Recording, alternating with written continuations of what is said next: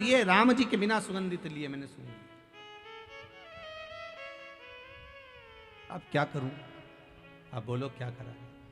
देव ऋषि नारद ने कहा, माता जानकी एक काम करिए, अब तुलसी के पत्र को कहिए कि कमल के पुष्प की जो सुगंध ली है उसको छोड़कर अगर मैंने पति की सेवा में कोई कमी रखी हो और उनसे कोई चीज बिना दिए मैंने समर्पित कर ली हो, बिना दिए मैंने अगर ग्रहण कर ली हो, तो मेरा ये तुलसी का पत्र अगर ऐसा हो तो अवश्य लगे। अगर कुछ रह गया हो, कमल के पुष्प की सुगंध के सिवाय अगर मैंने कुछ रह गया हो।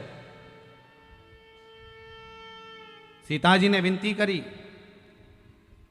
तुलसी का पत्ता उड़ा, उड़कर वापस पुनः उसी डाली में वापस लग गया, वापस लग गया। देव ऋषि नारद से माता जानकी जी ने कहा, अब तो आप भोजन करेंगे ना मेरे हाथ का?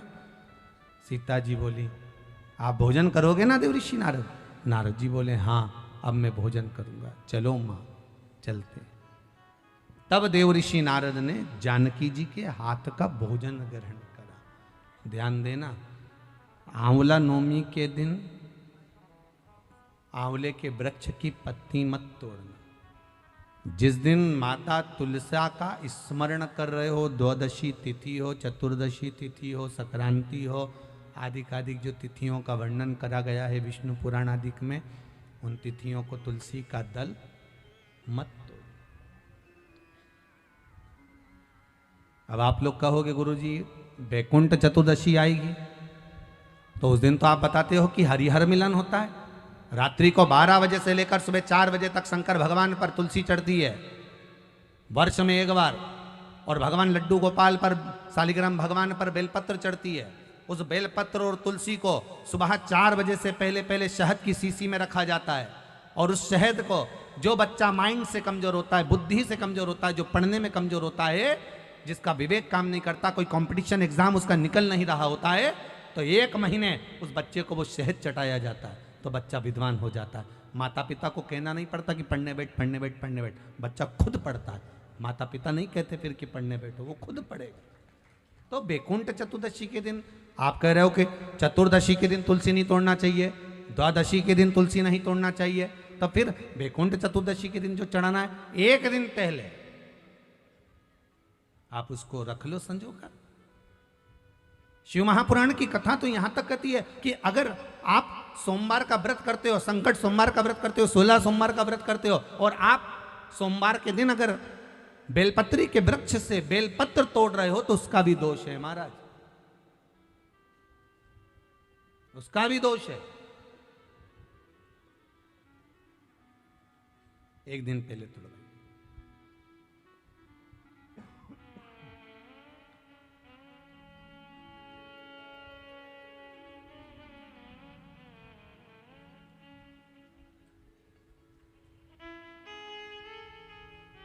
कई लोगों की तो आदत रहती है, आज सोमवार है आज ही पत्ती तोड़वाएंगे, उसका दोष लगता है। भगवान, कई लोग कहते हैं महाराज जी, एक माता जी ने लिखकर भेजा था, व्हाट्सएप पर भेजा हुआ था समिति के, कि गुरुदेव हम सारे उपाय करते हैं, इसके बाद भी हमको तकलीफ क्यों रहती है? कारण क्या है उसका? उसका कारण कोई दूसरा नहीं। देवताओं पर कभी दोष मत देना, कारण हमारा अपना होगा कि हमारा कार्य क्यों नहीं हो रहा, उसका कारण हम खुद हो सकते, हम खुद हो सकते। भगवान क्यों नहीं मिलता, उसका कारण हमारा खुद का है।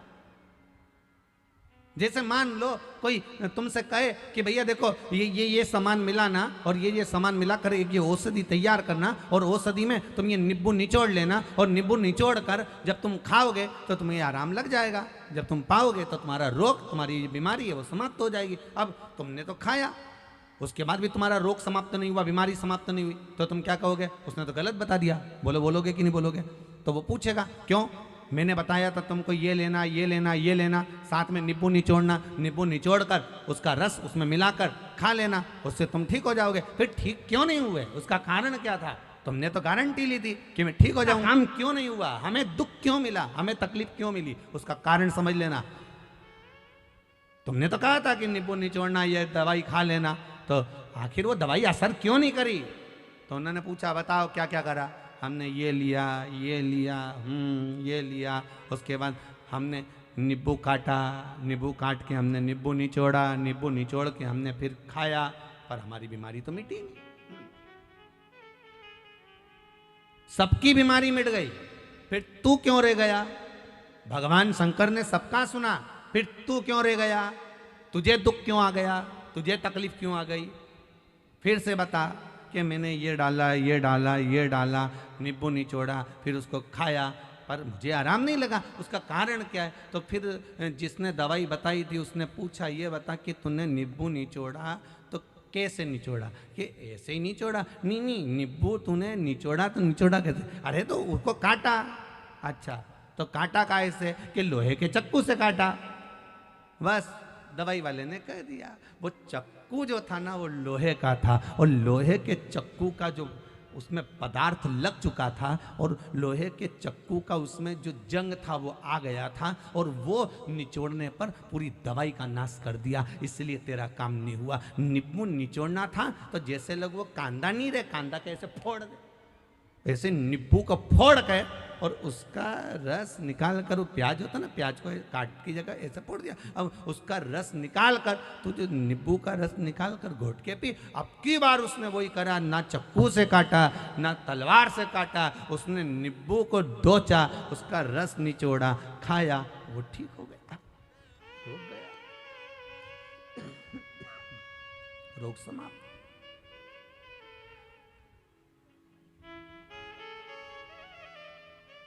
अब गलती इसमें बताने वाली की थी क्या?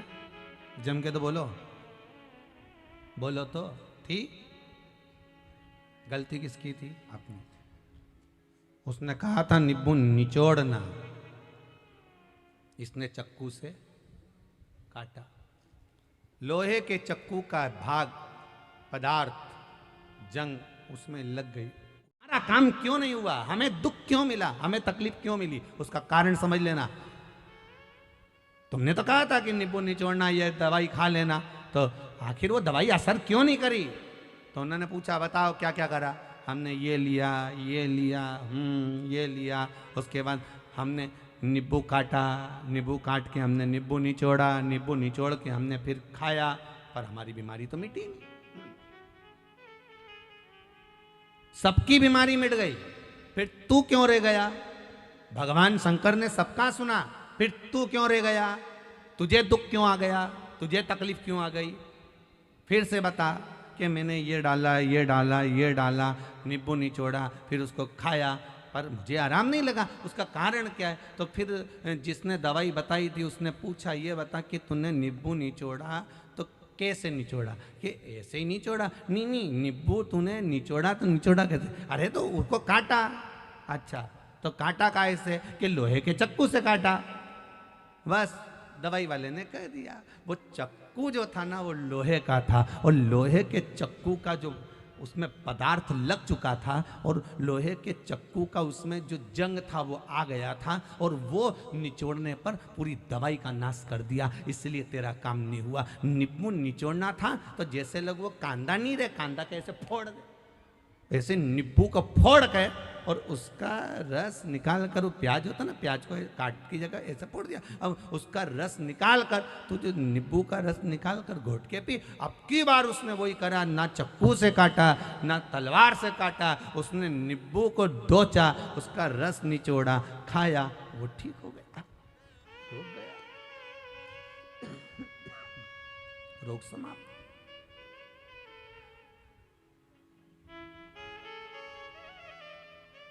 अब गलती इसमें बताने वाली की थी क्या? जम के तो बोलो, बोलो तो थी। गलती किसकी थी? अपनी। उसने कहा था नींबू निचोड़ना, इसने चक्कू से काटा। लोहे के चक्कू का भाग पदार्थ जंग उसमें लग गई। ये राम जी के बिना सुगंधित लिए मैंने सुन लिया। अब क्या करूं? अब बोलो क्या करा? देवऋषि नारद ने कहा माता जानकी एक काम करिए, अब तुलसी के पत्र को कहिए कि कमल के पुष्प की जो सुगंध ली है उसको छोड़कर अगर मैंने पति की सेवा में कोई कमी रखी हो और उनसे कोई चीज बिना दिए मैंने समर्पित कर ली हो, बिना दिए मैंने अगर ग्रहण कर ली हो, तो मेरा ये तुलसी का पत्र अगर ऐसा हो तो अवश्य लगे। अगर कुछ रह गया हो, कमल के पुष्प की सुगंध के सिवाय अगर मैंने कुछ रह गया हो। सीता जी ने विनती करी, तुलसी का पत्ता उड़ा, उड़कर वापस पुनः उसी डाली में वापस लग गया, वापस लग गया। देवऋषि नारद से माता जानकी जी ने कहा, अब तो आप भोजन करेंगे ना मेरे हाथ का? सीता जी बोली, आप भोजन करोगे ना देवऋषि नारद? नारद जी बोले, हाँ अब मैं भोजन करूंगा, चलो मां चलते। तब देवऋषि नारद ने जानकी जी के हाथ का भोजन ग्रहण करा। ध्यान देना, आंवला नवमी के दिन आंवले के वृक्ष की पत्ती मत तोड़ना। जिस दिन माता तुलसा का स्मरण कर रहे हो, द्वादशी तिथि हो, चतुर्दशी तिथि हो, संक्रांति हो, आदिकादिक जो तिथियों का वर्णन करा गया है विष्णु पुराण आदिक में, उन तिथियों को तुलसी का दल मत तोड़ो। अब आप लोग कहोगे गुरुजी वैकुंठ चतुर्दशी आएगी, तो उस दिन तो आप बताते हो कि हरिहर मिलन होता है। रात्रि को 12 बजे से लेकर सुबह 4 बजे तक शंकर भगवान पर तुलसी चढ़ती है, वर्ष में एक बार। और भगवान लड्डू गोपाल पर, शालिग्राम भगवान पर बेलपत्र चढ़ती है। उस बेलपत्र और तुलसी को सुबह 4 बजे से पहले पहले शहद की शीशी में रखा जाता है। और उस शहद को जो बच्चा माइंड से कमजोर होता है, बुद्धि से कमजोर होता है, जो पढ़ने में कमजोर होता है, जिसका विवेक काम नहीं करता, कोई कंपटीशन एग्जाम उसका निकल नहीं रहा होता है, तो 1 महीने उस बच्चे को वो शहद चटाया जाता है, तो बच्चा विद्वान हो जाता है। माता पिता को कहना नहीं पड़ता कि पढ़ने बैठ, पढ़ने बैठ, पढ़ने बैठ, बच्चा खुद पढ़ता है। माता पिता नहीं कहते फिर कि पढ़ने बैठो, वो खुद पढ़ेगा। तो वैकुंठ चतुर्दशी के दिन आप कह रहे हो कि चतुर्दशी के दिन तुलसी नहीं तोड़ना चाहिए, द्वादशी के दिन तुलसी नहीं तोड़ना चाहिए, तो फिर वैकुंठ चतुर्दशी के दिन जो चढ़ाना है, 1 दिन पहले आप उसको रख लो संजो कर। शिव महापुराण की कथा तो यहां तक कहती है कि अगर आप सोमवार का व्रत करते हो, संकट सोमवार का व्रत करते हो, 16 सोमवार का व्रत करते हो, और आप सोमवार के दिन अगर बेलपत्री के वृक्ष से बेलपत्र तोड़ रहे हो, तो उसका भी दोष है महाराज, उसका भी दोष है। 1 दिन पहले तोड़ो।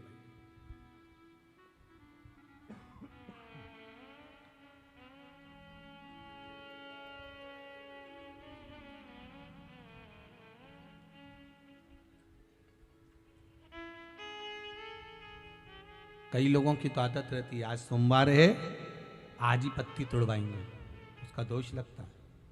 भगवान, कई लोग कहते हैं महाराज जी, एक माता जी ने लिखकर भेजा था, व्हाट्सएप पर भेजा हुआ था समिति के, कि गुरुदेव हम सारे उपाय करते हैं, इसके बाद भी हमको तकलीफ क्यों रहती है? कारण क्या है उसका? उसका कारण कोई दूसरा नहीं। देवताओं पर कभी दोष मत देना, कारण हमारा अपना होगा कि हमारा कार्य क्यों नहीं हो रहा, उसका कारण हम खुद हो सकते, हम खुद हो सकते। भगवान क्यों नहीं मिलता, उसका कारण हमारा खुद का है। जैसे मान लो कोई तुमसे कहे कि भैया देखो ये सामान मिला ना, और ये सामान मिला कर ये औषधि तैयार करना, और औषधि में तुम ये नींबू निचोड़ लेना, और नींबू निचोड़ कर जब तुम खाओगे तो तुम्हें आराम लग जाएगा, जब तुम पाओगे तो तुम्हारा रोग, तुम्हारी ये बीमारी है वो समाप्त हो जाएगी। अब तुमने तो खाया, उसके बाद भी तुम्हारा रोग समाप्त नहीं हुआ, बीमारी समाप्त नहीं हुई, तो तुम क्या कहोगे? उसने तो गलत बता दिया। बोलोगे कि नहीं बोलोगे? तो वो पूछेगा क्यों, मैंने बताया था तुमको ये लेना, ये लेना, ये लेना, साथ में नींबू निचोड़ना, नींबू निचोड़ कर उसका रस उसमें मिलाकर खा लेना, उससे तुम ठीक हो जाओगे। फिर ठीक क्यों नहीं हुए, उसका कारण क्या था? तुमने तो गारंटी ली थी कि मैं ठीक हो जाऊंगा। ये राम जी के बिना सुगंधित लिए मैंने सुन। अब क्या करूं? अब बोलो क्या करा? देवऋषि नारद ने कहा, माता जानकी एक काम करिए, अब तुलसी के पत्र को कहिए कि कमल के पुष्प की जो सुगंध ली है उसको छोड़कर अगर मैंने पति की सेवा में कोई कमी रखी हो और उनसे कोई चीज बिना दिए मैंने समर्पित कर ली हो, बिना दिए मैंने अगर ग्रहण कर ली हो, तो मेरा ये तुलसी का पत्र अगर ऐसा हो तो अवश्य लगे। अगर कुछ रह गया हो, कमल के पुष्प की सुगंध के सिवाय अगर मैंने कुछ रह गया हो। सीता जी ने विनती करी, तुलसी का पत्ता उड़ा, उड़कर वापस पुनः उसी डाली में वापस लग गया, वापस लग गया। देवऋषि नारद से माता जानकी जी ने कहा, अब तो आप भोजन करेंगे ना मेरे हाथ का? सीता जी बोली, आप भोजन करोगे ना देवऋषि नारद? नारद जी बोले, हाँ अब मैं भोजन करूंगा, चलो मां चलते। तब देवऋषि नारद ने जानकी जी के हाथ का भोजन ग्रहण करा। ध्यान देना, आंवला नवमी के दिन आंवले के वृक्ष की पत्ती मत तोड़ना।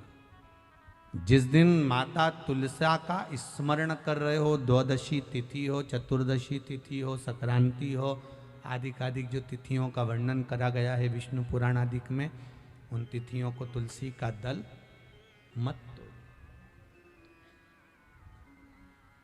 अब आप लोग कहोगे गुरुजी वैकुंठ चतुर्दशी आएगी, तो उस दिन तो आप बताते हो कि हरिहर मिलन होता है।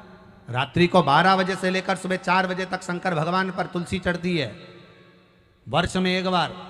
और भगवान लड्डू गोपाल पर, शालिग्राम भगवान पर बेलपत्र चढ़ती है। उस बेलपत्र और तुलसी को सुबह 4 बजे से पहले पहले शहद की शीशी में रखा जाता है।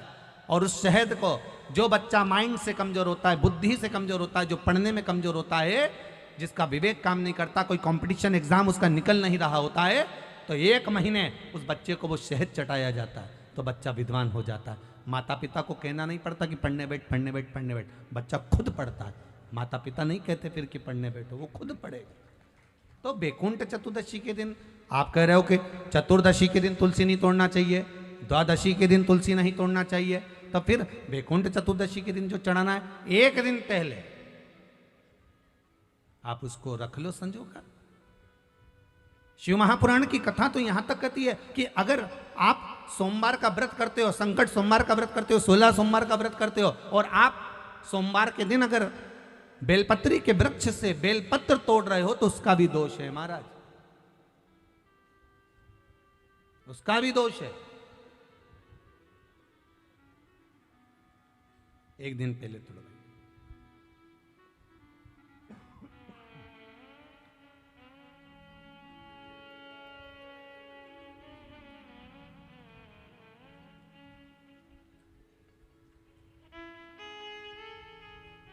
कई लोगों की तो आदत रहती है, आज सोमवार है आज ही पत्ती तोड़वाएंगे, उसका दोष लगता है। भगवान, कई लोग कहते हैं महाराज जी, एक माता जी ने लिखकर भेजा था, व्हाट्सएप पर भेजा हुआ था समिति के, कि गुरुदेव हम सारे उपाय करते हैं, इसके बाद भी हमको तकलीफ क्यों रहती है? कारण क्या है उसका? उसका कारण कोई दूसरा नहीं।